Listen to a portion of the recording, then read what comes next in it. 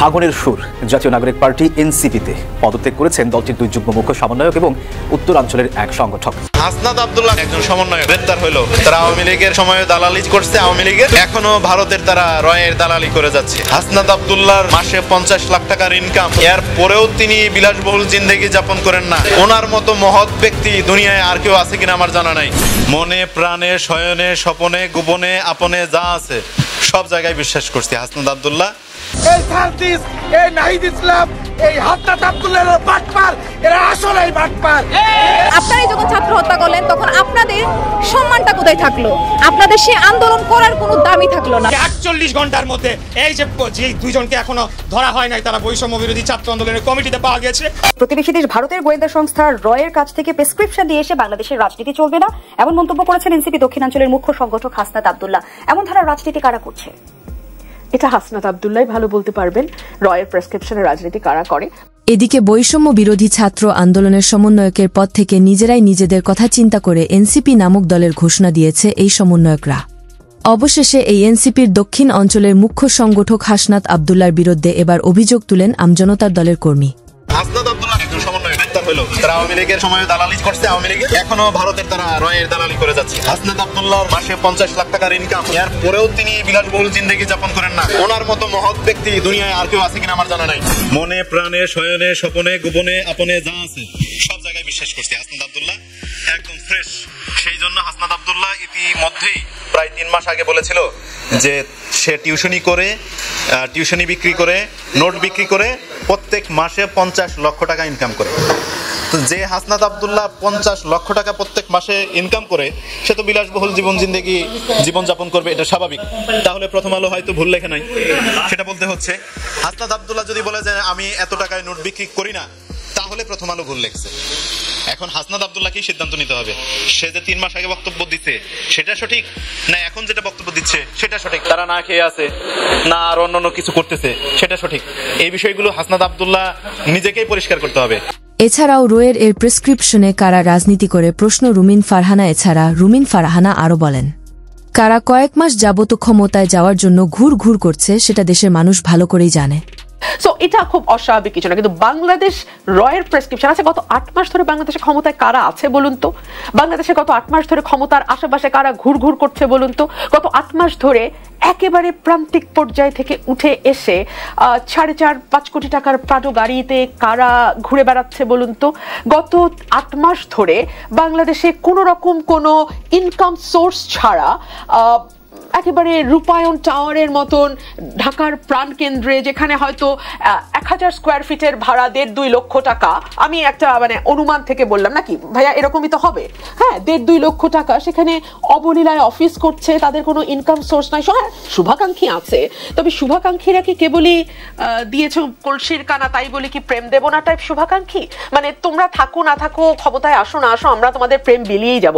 বাংলাদেশে কোনো যারা ফান্ডিং করে এরকম কোনো ব্যবসায়িক গোষ্ঠী দিয়েছ কলসির কানা তাই বলে কি প্রেম দেব না টাইপের ফান্ডিং করে না। এখানে অনেক প্রশ্নই থেকে যাচ্ছে, যেমন বৈষম্য বিরোধী ছাত্র আন্দোলনের সময় যেমন দেশের মানুষ এক হয়ে আওয়ামী লীগ সরকারের পতন ঘটিয়েছে, কিন্তু এখানেই বড় প্রশ্ন হলো এই ছাত্রদের কেন রাজনীতিতেই নাম লেখাতে হবে? তাহলে কি আওয়ামী লীগ সরকারকে বিদায় দেওয়া শুধুই কি পরিকল্পনাই ছিল? এমন মন্তব্য করেন দেশের বিভিন্ন বিশ্ববিদ্যালয়ের শিক্ষার্থীরা। গৃহপালিত বিরোধী দল বলছেন কেন? আসলে সরকারের উদ্দেশ্যে কি বলবেন আসলে শেষ বার্তায়? বাস্তবে সরকারের উদ্দেশ্যে আমাদের কিছু বলার নেই, কারণ এই সরকারের কাছে আমাদের আর প্রত্যাশা অবশিষ্ট নাই। যে সরকার 6 মাস ধরে আহত মানুষের চিকিৎসা করাইতে পারে না, যে সরকার জনগণের পেটের ক্ষুধা মিটাইতে পারে না, তার কাছে আশা করার কিছু নাই। বরং এই সরকার তার গত 6 মাসে গ্রামীণ ব্যাংকের কর মওকুফের মতো সিদ্ধান্ত নিতে পারছে, গ্রামীণ ব্যাংকের ব্যবসা সুনিশ্চিত করতে পারছে, এখানে ব্যবসায়িক গোষ্ঠীগুলোর ব্যবসা সুনিশ্চিত করতে পারছে। ফলে সরকারের কাছে আমাদের কিছু বলার নেই, আমাদের বলার আছে জনগণের কাছে। আমরা বলতে চাই যে জনগণ 5 অগাস্টের আগে যে অভ্যুত্থান তৈরি করতে পেরেছিল জনগণের আন্দোলনের মধ্য দিয়ে, আমরা মনে করি সেই আন্দোলন শেষ হয় নাই, জনগণের অধিকারের আন্দোলন চলছে এবং আগামীতেও এটা চলবে। যে আমাদের বাড়িতে সার্জিৎ কয়েকবার গেছে, 2 থেকে 3 বার গেছে, নাহিদ ভাই গেছে 1 বার। ওরা কিছু তো দেওয়া থাকলো দূরের কথা, ওরা আমরা ফোন দিলে ফোনও রিসিভ করে না, স্পষ্ট কথা। এবং আমাদেরকে ওরা অনেক আশ্বস্ত করছে জড়িয়ে ধরে বলছে যে তোমার এক ভাই গেছে, লক্ষ ভাই আছে, কিন্তু আজকে দেখে লক্ষ ভাই কেউ অর্ধেক ভাইও নাই।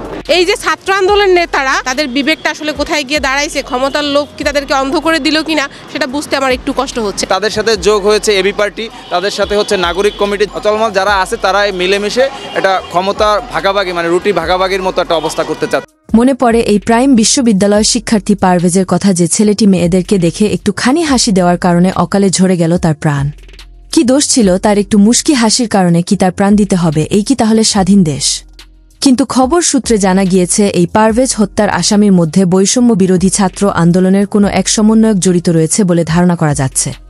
স্বাধীন দেশে যুদ্ধ করে যদি প্রতিদিন আন্দোলন চলে তাহলে সাধারণ জনগণ তো এমনই বলে দিবে যে আগের সরকারই ভালো ছিল।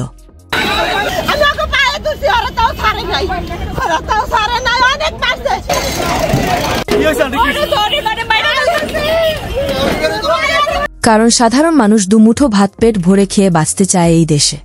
প্রতিদিনে আন্দোলন করে বাঁচতে চায় না এই দেশের সাধারণ জনগণ। যদি আন্দোলন করতেই হয় তাহলে দ্বিতীয়বার স্বাধীন দেশ বলেন কেন? এমন প্রশ্ন কিছু শিক্ষার্থীর। বরাদ্দ রাখার মতো যোগ্যতা রাখে, আরো বেশি রাখে। প্রাইভেটের হাজার হাজার স্টুডেন্ট রাস্তায় নেমে এসেছিল। 18 তারিখের পরে দাবি যে এত কথা বলে গাট্টি বস্তা বেঁধে চলে গেছিল, আর এখন এসে আমাদের সাথে তারা ফাপড়বাজি করে যে তারাই আন্দোলন করছে, তারাই আন্দোলন তুলে নিছে। না, এরপর আরেকটা যেটা কাহিনী হলো, অদূর ক্যান্টিনের সামনে আমরা সেখানে স্লোগান দিচ্ছিলাম যে আপোষ না সংগ্রাম এবং আমার সোনার বাংলায় বৈষম্যের ঠাঁই নাই। এটা তাদের গায়ে লেগে গেল, তারা আমাদের উপর অতর্কিতভাবে হামলা করলো।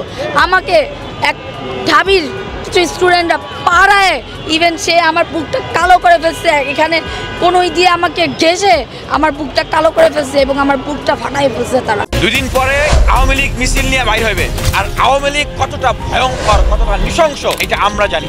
7 মাস হয়ে গেছে, তারা বলছে আমরা সংস্কার করবো, সংস্কারের পরে নির্বাচন। আরে বাবা, আপনি কি সংস্কারটা করছেন একটা দেখান। আগামী নির্বাচনে যদি আওয়ামী লীগকে অংশগ্রহণ করার সুযোগ দেয় তাহলে তো আমরা আবার আসার সুযোগ পাচ্ছি। এই সরকারকে আমরা ছুঁড়ে ফেলে দিই, আমরা বিপ্লবী সরকার গঠন করব। যদি আগামী নির্বাচনে আওয়ামী লীগকে অংশগ্রহণ করার সুযোগ দেওয়া হয়, সরকার যদি রাষ্ট্রীয়ভাবে আওয়ামী লীগকে নিষিদ্ধ না করে, তখন আপনি আওয়ামী লীগকে কীভাবে ঠেকাবেন? আজকে এখন প্রশ্ন জাগতেছে যে এত সংস্কারের কথা বলা হচ্ছে, সেই সংস্কারের ভিতরে আওয়ামী লীগ নিষিদ্ধের বিষয়টা নাই কেন?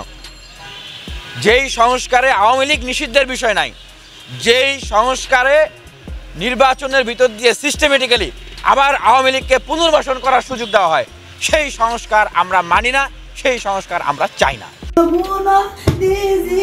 সন্তান হারানোর শোকে অঝরে কাঁদছেন মা, মূর্ছা যাচ্ছেন বারবার, শোকে পাথর বাবা। এলাকার প্রিয় মুখ পারভেজের এমন মর্মান্তিক মৃত্যুতে কাঁদছে স্বজন ও গ্রামবাসীরাও। মৃত্যুর আগের রাতে মায়ের সঙ্গে শেষ কথা হয় পারভেজের। শেষবারের মতো ভিডিও কলে ছেলের মুখ দেখেন মা।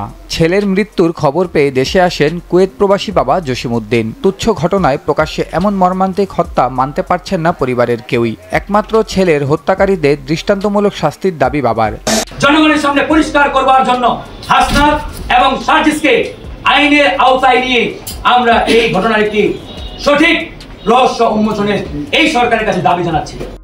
এতক্ষণ আমাদের সাথে থেকে ভিডিওটি শেষ পর্যন্ত দেখার জন্য আপনাকে অসংখ্য ধন্যবাদ। আপনি চাইলে আপনার মূল্যবান মতামত আমাদেরকে কমেন্ট করে জানিয়ে দিতে পারেন। আমরা আপনার সেই মহামূল্যবান কমেন্টের রিপ্লাই দেওয়ার জন্য সর্বদা চেষ্টা করব।